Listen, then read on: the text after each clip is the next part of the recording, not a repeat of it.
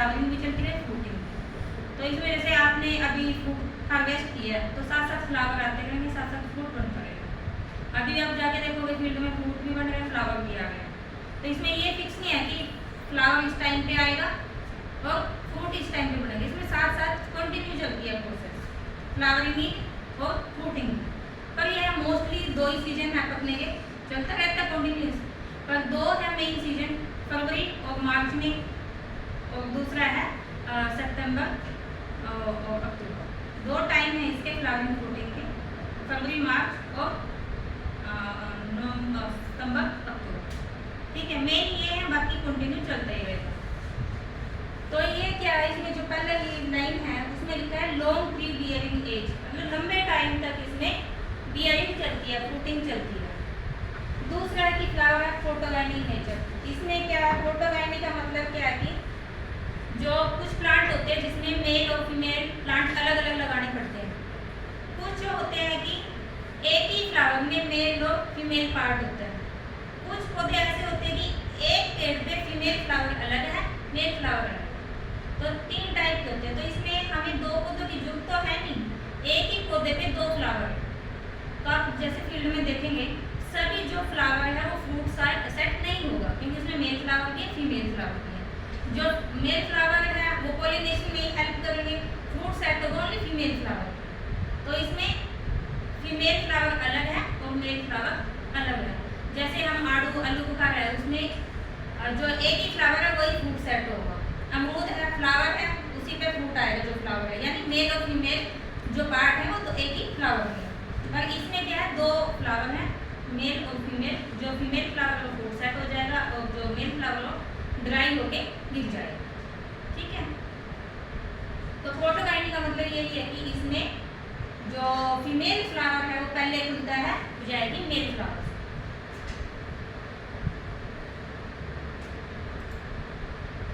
ये है इसकी इम्पोर्टेंस एंड यूज इसके बहुत सारे हैं कि आप शेक बना सकते हो, चिप्स बना के दे सकते हो और सूप बना सकते हो, सिरप बना सकते हो, बहुत सारे प्रोडक्ट आप इसके मार्केट में अवेलेबल है। तो मेन बात आती है अभी क्लाइमेट और सॉइल। क्लाइमेट क्या है, इसको टेम्परेचर की जो कितने 11 से 34 डिग्री सेल्सियस। तो ये एक वाइड रेंज है, बहुत ही बड़ी रेंज है। ये नहीं है कि इसको 20 से 25 डिग्री है, थोड़ा सा ही डिफरेंस है।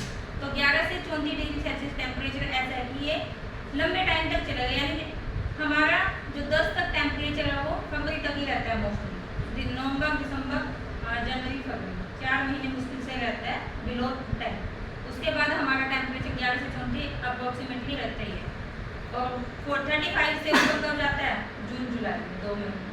तो ये टॉलरेट कर लेती है, यानी इसकी जो वाइड रेंज है टेम्परेचर की टॉलरेट कर लेती है। 11 से 34 डिग्री सेल्सियस टेम्परेचर रिक्वायरमेंट है, पर ये टॉलरेट कर लेती है 45 तक।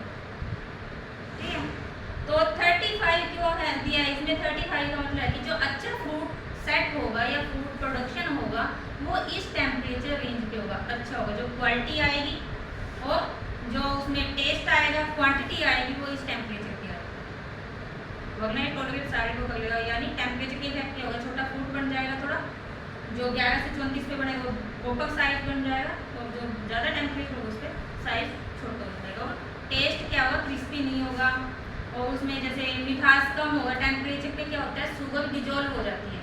हाई टेम्परेचर पे जो शुगर है, जो मिठास है वो टिश्यू डिजोल्व हो जाता है, जिससे कि वो मीठा कम रहता है। ठीक है, कुछ क्रॉप ऐसे है जो टेम्परेचर जितना ज़्यादा होगा उतना मिठास ज़्यादा होगा। सभी क्रॉप एक जैसे नहीं होती, किसी की रिक्वायरमेंट पकने के टाइम पे अलग है, किसी की अलग है। जैसे अनार है, अनार में क्या है कि टेम्परेचर ज़्यादा होगा तो मिठास ज़्यादा होगी। जितनी ड्राई हवा होगी, शुष्क हवा होगी, उतना मिठास ज़्यादा होगा। पर सभी के केस में अलग अलग है। तो इसमें जो रिलेटिव ह्यूमिडिटी है 70% है। ठीक है, अगर 60 है आपके और बिलो 60 है तो नहीं चलेगा, बिलो 60 नहीं चलेगा। 60 to 75, 80 तक आपका अच्छा प्रोडक्शन आएगा सभी क्रॉप में मोस्टली। पर जो लीची है, और लीची में तो आपको 70 से अबव ही चाहिए।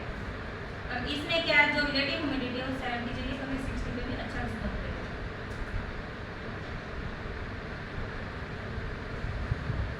और इसकी जो सॉइल की रिक्वायरमेंट है वो कैसी है, sandy loam to plain soil, इस सभी प्रकार की सॉइल में आराम से हो जाएगा। ब्लैक सॉइल में भी हो जाएगा, जो ब्लैक सॉइल होती है ना, ब्लैक कॉटन, जहाँ कॉटन ज़्यादा ग्रो करते हैं उस एरिया में इसकी खेती आप आराम से कर सकते हैं।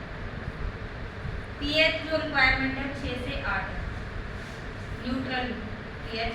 सभी क्रॉप को ज़्यादातर क्या है, जो चाहे वो वेजिटेबल हो या फ्लावर हो या फ्रूट हो, जो सभी क्रॉप है मोस्टली वो न्यूट्रल सॉइल पे सभी क्रॉप हो जाती है सर। जहाँ की पीएच 6 से 8 है वहाँ आप कुछ भी लगा लो वो हो जाएगा, पर जहाँ पीएच 6 से नीचे है, 5 से एसिडिक और 8 से ऊपर है, वहाँ पर स्पेसिफिक क्रॉप ही होती है, कुछ ही क्रॉप होते हैं जो पीएच को सहन कर लेती है, यानी टॉलरेट क्रॉप ही लगा सकते हैं, बाकी हम नहीं लगा सकते उसे। जैसे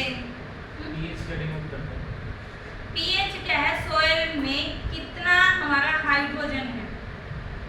पीएच का मतलब होता है लॉगरिथम ऑफ हाइड्रोजन, वैल्यू होती है हाइड्रोजन की। वो अगर आपका जैसे एसिड है 5-6 से कम है तो एसिड, एसिड मतलब उसके अंदर आपके H2, SO4, HCl ये वाले मिलेंगे इसमें एसिड सॉइल। अगर सॉइल के अंदर एसिड है तो एसिड का इफेक्ट करेगा क्रॉप्स को, जड़ों को। और ऐसे ही क्या जो 8 से ऊपर है उसका मतलब क्या, उसके अंदर अल्केलाइन है, सार है। जो सार का मतलब होता है जिसमें OH आ जाए, कैल्शियम हाइड्रोक्साइड, मैग्नीशियम हाइड्रोक्साइड, जिसमें ऑक्साइड आ जाए, OH आ जाए लास्ट में, वो है आपके मतलब स्केल 1 से 14 है, 1 से 14, बिलो 6 एसिडिक, अबव 8 अल्कलाइन, और जो 6 से 7 है वो न्यूट्रल रेंज रहती है। वैसे न्यूट्रल होता है 7 अनुसार, पर 7 को हम न्यूट्रल नहीं मानते, 6 से 8 को ही न्यूट्रल मानते हैं। जो बीच का है वो न्यूट्रल ही है 6 से 8।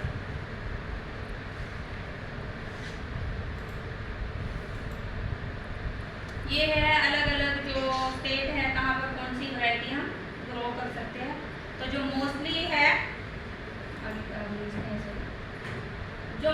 है इसमें क्रिकेट बॉल और काली पत्ती, जो ये 2 वैरायटी हैं ये आप किसी भी स्टेट में आराम से लगा सकते हैं, काली पत्ती, क्रिकेट बॉल। तो इनमें अच्छी वैरायटी कौन सी है, क्रिकेट बॉल है। काली पत्ती सर्वाइव कर जाएगी। काली पत्ती में क्या है कि जो पेड़ की कैनोपी है, पेड़ सीधा बढ़ेगा, वो ऐसे कम फैलेगा, सीधा जाएगा। जब पेड़ हमारा सीधा जाएगा मतलब उस पर जो छत्र है, कैनोपी है, उस पर पत्ते हैं जो, अगर वो नहीं होंगे तो फोटोसिंथेसिस नहीं होगा, फोटोसिंथेसिस नहीं होगा, फ्लावर नहीं आएगा, फ्लावर नहीं आएगा तो फ्रूट भी नहीं आएगा। तो जितना ज़्यादा हमारा छत्र होगा, कैनोपी होगी, उतना ज़्यादा प्रोडक्शन होगा। तो इसमें जो काली पत्ती का करैक्टर है वैरायटी का, वो है कि वो सीधा बढ़ता है, सफ़ेदा बढ़ता है ना, जैसे ऐसे सीधा बढ़ता है, तो उसमें प्रोडक्शन कम है। दूसरा वो सिंगल लगता है, और क्रिकेट बॉल है जो गुच्छों में लगता है। और जो क्रिकेट बॉल है उसका टेस्ट कैसा है, क्रिस्पी है, मतलब क्रंची, दाना दाना सा आपको लगेगा कि फ्रूट खा रहे हो, दाना दाना से लगेगा।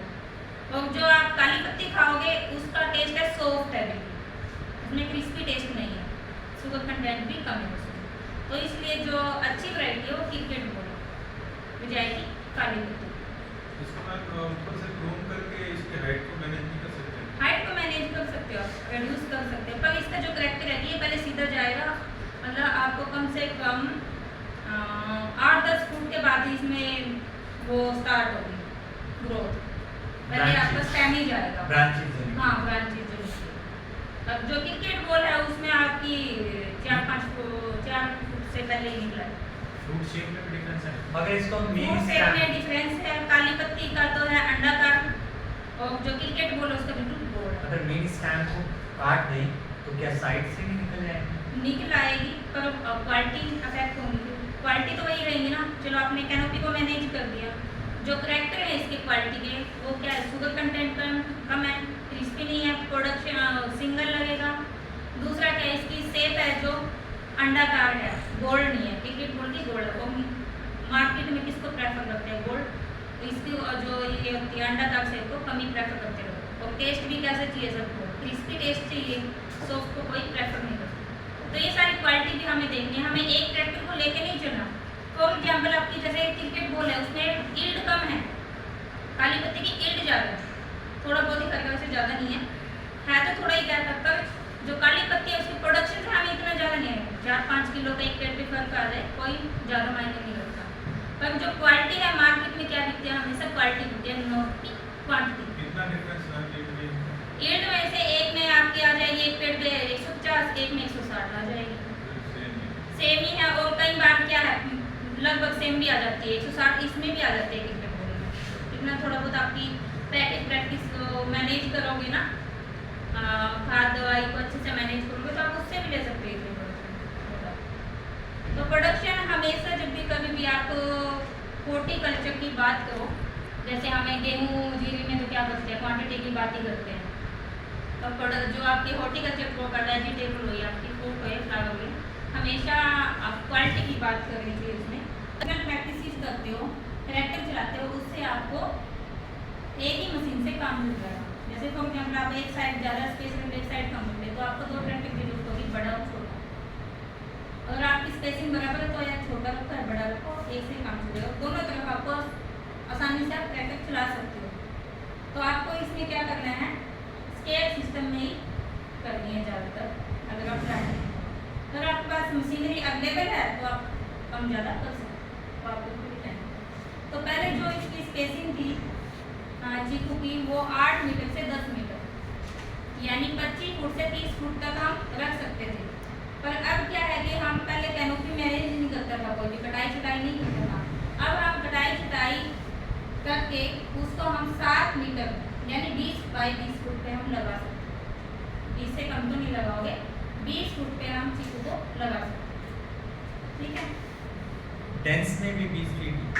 हाँ डेंस में, क्योंकि उसका ट्रैक्टर क्यों फैलेगा ही, तो इससे कम रखोगे तो पौधे आपस में मिलेंगे, जिससे कि छाया देगा एक दूसरे के ऊपर। और जब हवा क्रॉस नहीं होगी तब रहता है देसी पौधे होता है जो वैरायटी वही है। हम करते हैं तैयार ग्राफ्टेड पौधे, तो इसमें हम ग्राफ्टिंग विधि से पौधे तैयार करते हैं, ना कि ग्रुपिंग विधि से। इसमें डाला रहता है ना AMA और ग्राफ्टिंग बड़ी, इन दोनों की जो सक्सेस रेट है चीकू में कम है। अगर इससे पौधे तैयार करेंगे, आपने 10 किए तो 1 पौधा मिलेगा, और ग्राफ्टिंग से 10 किए तो आपको 6 मिलेगा, ठीक है। कभी भी ग्राफ्टिंग 100% सक्सेस नहीं होती, 60 to 80, 85, 90 तक भी 90% होती है। आलू बुखारा ना सकते, ये 3 ग्रो है जिनमें 90% तक सक्सेस आ जाती है। 10 करे तो आपको 9 मिलेगी। अब जो ये है चीकू है, इसमें 10 करे तो 6 पौधे मिलेंगे, 60 to 70% की सक्सेस। ग्राफ्टिंग करते हैं यानी कि किसी नीचे सीडलिंग को क्या? नीचे होगा आपका देसी पौधा, या आपका जैसे हम इसमें देते हैं चीकू में खिगनी रूट स्टॉक होते हैं, खिगनी देते हैं नीचे।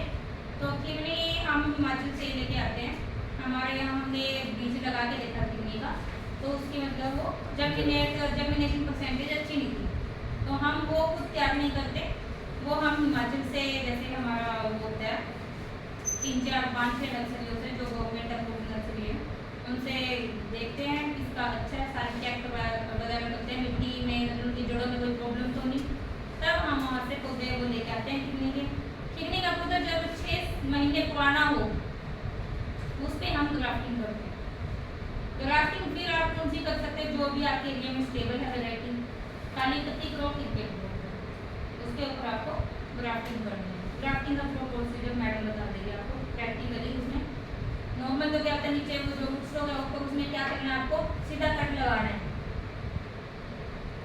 ऊपर से काटा जो 6 महीने पुराने सीड का पौधा, उससे थोड़ा सा काट दो ऊपर से, उसमें फिर आप वी कट लगाओ, सीधा कट सकते हैं, सीधा कट।